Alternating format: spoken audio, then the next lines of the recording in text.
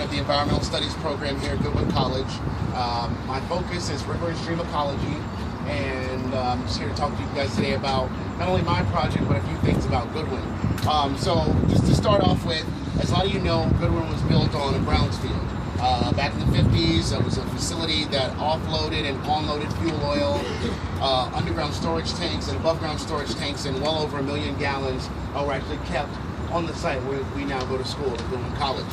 Some of the fuels that were there, number 2, number 4 diesel oil, kerosene, bunker C oil, which is kind of like a blend of oils used for boats and trains, and of course various types of gasoline. But anyway, once the tanks were removed and we started building on the site, it became a beautiful example of what you can do with brownfield. Of course, brownfields are any industrial site that was once contaminated by industry and is proposed to have contamination or confirmed contamination. And as you guys progress in your careers, you learn about phase 1 and phase 2s, which actually look for the contaminations and devise ways to remove them through remediation action plans. So, I just want to talk briefly before we get into my project about my time here at Goodwin. Several years ago in 2012, I was in the same class. We didn't have a nice boat, not as big a class, but it's good to see so many people interested in the environmental field. So when I first started here in this class, Bruce, one of our projects was we had to go and talk to an environmental professional. So I spoke to the gentleman who's responsible for the beach closings in Connecticut. And I asked him, I said, hey, as a new student, what would you recommend for me to do? What's your best advice? He said, focus on one field or another. He said, there's a lot of things in the environment, water, soil, air. He says, pick one and become a master of that one field. So I chose water. So when I was offered the opportunity to do the bachelor's, I focused on river and stream ecology, kind of keeping in line with the water function. I also attained my certificate in water achievement here at Goodwin College for wastewater and drinking water distribution and management. And starting in the fall, I'll be going to the University of New Haven to pursue my master's in environmental science, and again focusing on the field of water. So, my goals with that degree, again, I want to focus on water. I want to say it's about 50% of the world's population live within 25 miles of the ocean.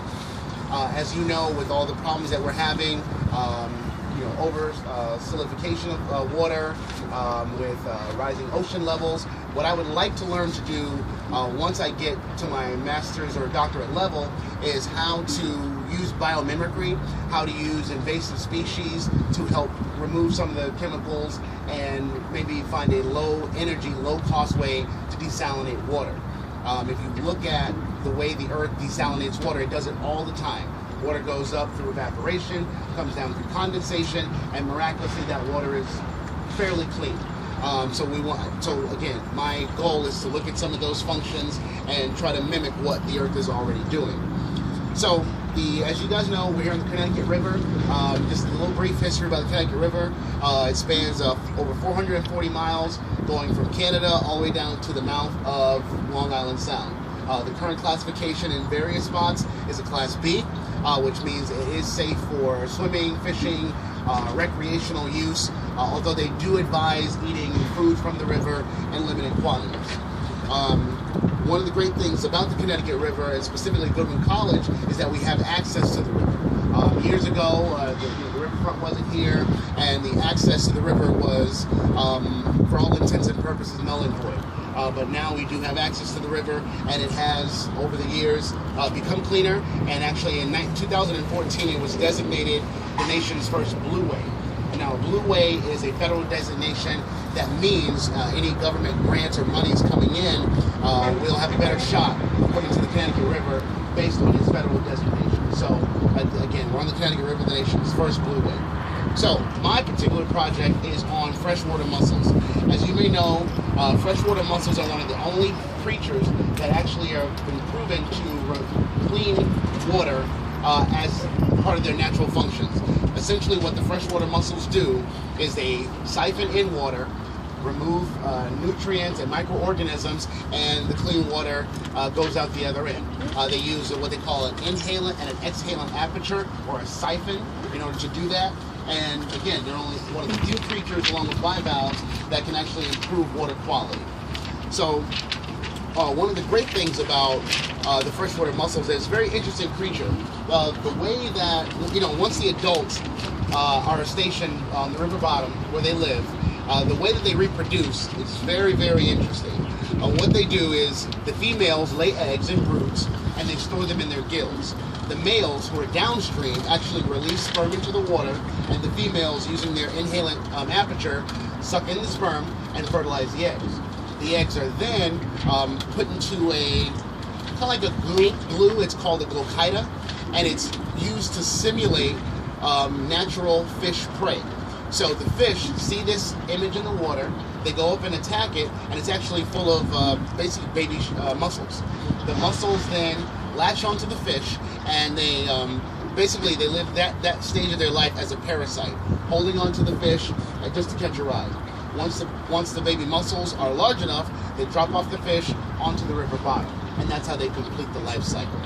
So my project, what I'm looking to do is locate mussels along the Connecticut River, and once the mussels are found and identified and mapped, then I want to take water quality samples at the population and radiate outward. What I'm hoping to prove is that water quality is dramatically improved the closer you get to mussels. And that's basically the gist of my independent study. Anybody have any questions? Yes, sir. Did I miss something first? What technology will you be using to track this stuff? Okay, so what we'll do is we'll use GPS mapping. So once populations are found, the point will be noted on GPS map, and we'll use YSI along with manual water quality samples, or sampling techniques to determine the data once the populations have been located. Now, is this going to be year-round, seasonal? No, well, this is for an independent study. I'm hoping to gain enough research and enough data so that it can be something that we continue on a continual basis. Again, there are several research projects going on right now that prove that freshwater mussels and other bivalves can improve water quality, but this would just be further research along that same trend. So you can do it next. Yes. So all the data that I'll be collecting will be here for Goodwin, and can be continued upon as other classes have continued upon the research before. Okay. Yes, sir. Locate mussels going down there looking for them? Yes, basically. There's stuff down there. I'm sorry. How's it look down there? A lot of debris. Yeah, a lot of debris, a lot of silt. Depending on the area of the river you're in. Yeah. But yeah, sand and silt. I grew up here, so I mean, I've seen it when it was at its worst. Right. So the water quality is greatly improved. Yes. You can't even smell the petroleum anymore. Years ago, you would be like miles away and smell the petroleum. Exactly. How far up the river do you find are the clams in the Connecticut River? I mean the mussels. Well, for my particular project, what I'd like to, where I'm concentrating my search, is within the confines of Goodwin College, and try as kind of radiate out from there. But there are mussel populations in that area. I've seen shells for myself. Once you see shells, that's a good indicator that there are mussels close by. Right at the back of the old environmental building, the NOAA dock. I've seen them right there. I've fished this river for years. Yes. I've run across and thought, where those come from? Yeah. Never realized that.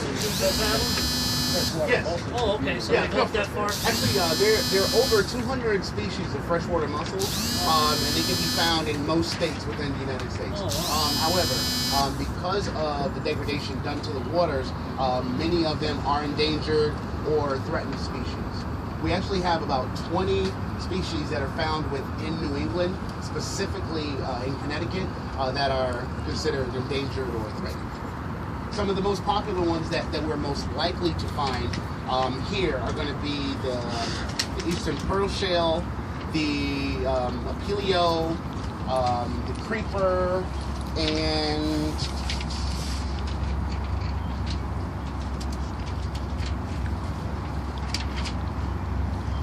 triangle floater.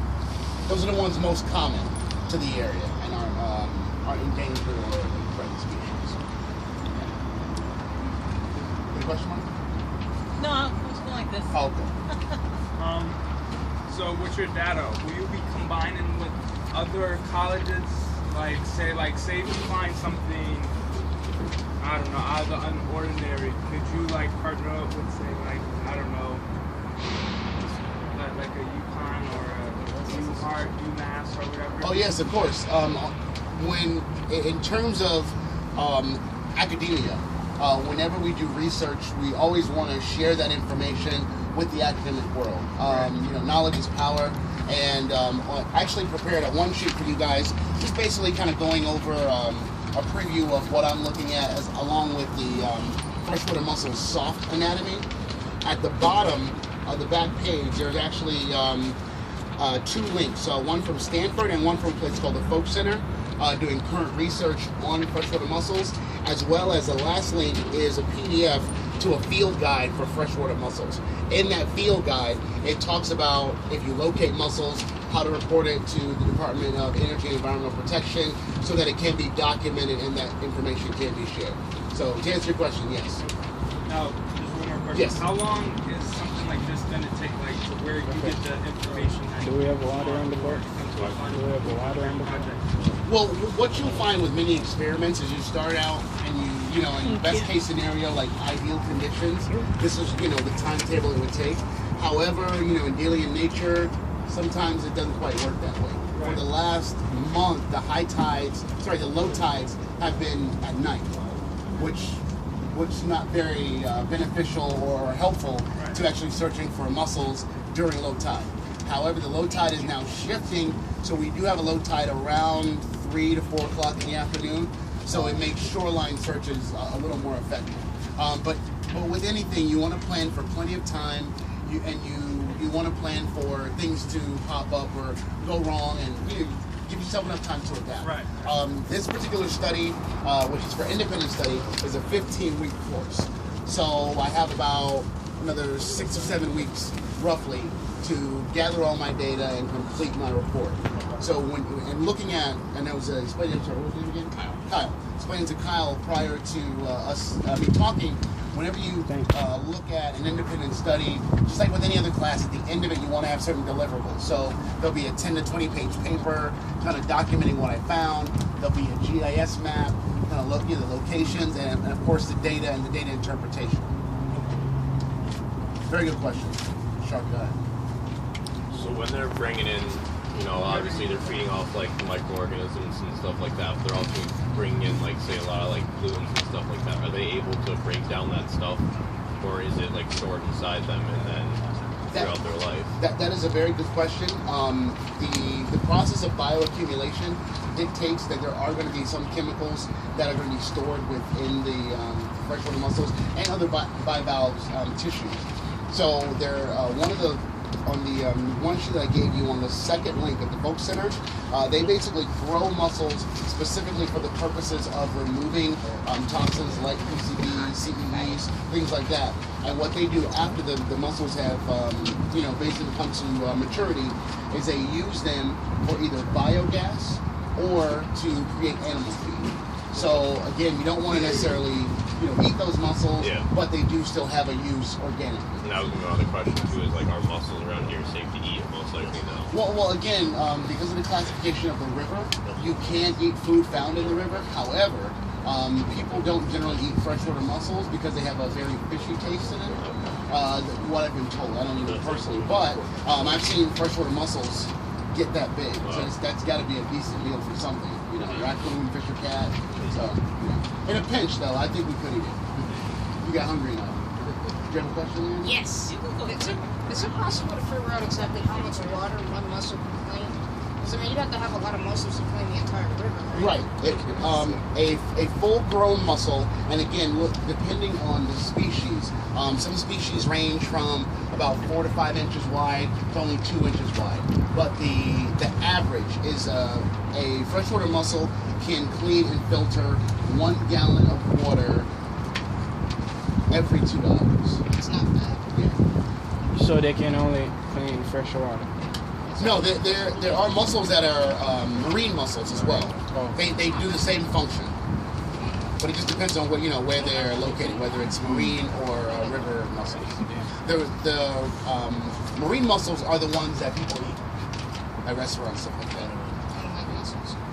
They taste funny. Any other questions? Are they more active in the summer than the winter? That I'm not sure. Okay. But they're. Would you ever know that, Bruce? They're. I mean, I would think they'd be more active in the summer. Just, Yeah, they are bioactivity. increase. As the water gets cooler, it slows down. Metabolic rates slow down. Any other questions? Is there anything that eats them? Is there fish that eat the mussels? I would think. I know that raccoons, other fish cats Yeah. eat mussels. I'm not sure about fish. They have to have a pretty strong yeah. jaw to crack the shell. Yeah. But if you look at some of the, like I said, you can do a visual inspection, a shoreline visual inspection, and you can see where something has clawed it open, bit at it. It's even seagulls sometimes they fly up on them and they drop them. They use the pavement. It's pretty smart. Yeah. Yes. So let's say a student's interested in continuing your study after you're completed with it. What are some ways that a student could go about doing so, or where would you like it to go from? To be honest, What further questions could be explored? What I would like to see, ultimately, with the research, beyond my time, is I would like to locate all the mussel populations, within the confines of the Connecticut River. Within the confines of Goodwin College on the Connecticut River. I'd like them to be documented, maybe perhaps a book written about the mussels along Goodwin College, as well as if we find any endangered or protected species, which is very likely, because again, a lot of them are endangered and or protected, that they be documented and perhaps even a sanctuary constructed, and again, inclusive over time data showing the correlation between mussel populations and water quality. And again, that would be the basis. So if you think about, you have, let's say you have an environmental spill where some sort of petroleum or other pollutant has been spilled somewhere. I would like to see where we could actually take a bag full of, laboratory-grown mussels, dump them in the water, and within a day or two, that spill has been, resolved or at least confined within the cavities of the So do you guys know anything about their lifespan? The lifespan of the mussel, they can actually live a fairly long time, depending on the population, usually up to 10 to 15 years. That's a good idea, actually. Well, thank you guys very much for having me out here and letting me cater some of your class time. So hopefully we find some mussels today, and I really appreciate it. Again, I want to thank Martha and I forgot the captain's name. John. John, and all of you guys, and of course Thank Bruce. you, guys. That was excellent.